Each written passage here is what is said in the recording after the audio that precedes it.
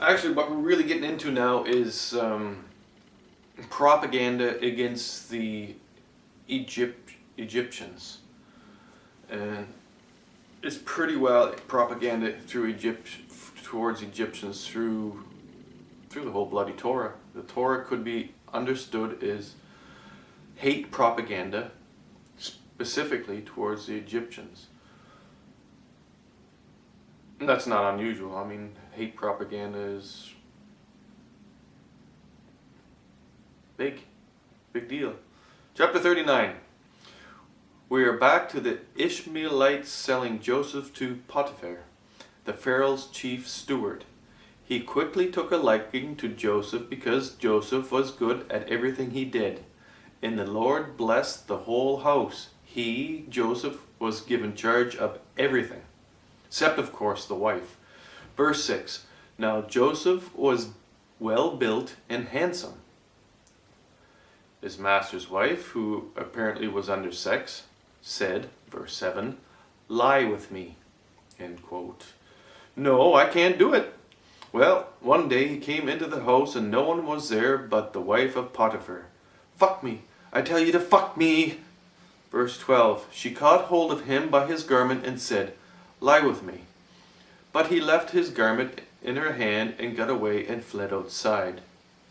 Now, there might be another side to this story, but we will not venture upon it here. But I might get back to it at the end of the reading here. So she told the servant he tried to dally with her. And when her man came home, she said it again. Dally means fuck, or have sex with. The Hebrew slave was promptly put in jail. And the Lord made the jailer like Joseph and put him in charge of the jailhouse.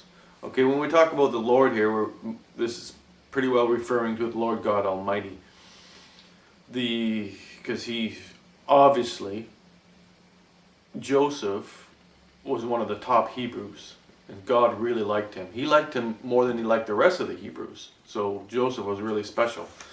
But there's a good chance that Joseph was also an arrogant prick.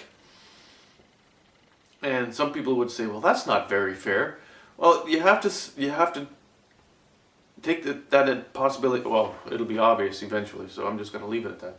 But anyhow, he was quite likely arrogant enough to want to fuck the woman. And that could have been the truth of the matter, that he actually did want to have sex with the wife of Pharaoh because he had everything else. But maybe he didn't.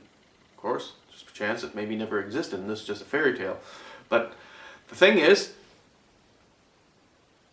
fish. Okay, so he wanted to fuck her, or maybe he didn't want to fuck her, but anyway, he got into jail, and they put him in jail, and even that wasn't a bad event, because Joseph was, he was probably suave, he was cool, he got people to like him, and that's not necessarily a bad characteristic, it's just that he might have abused it a little bit.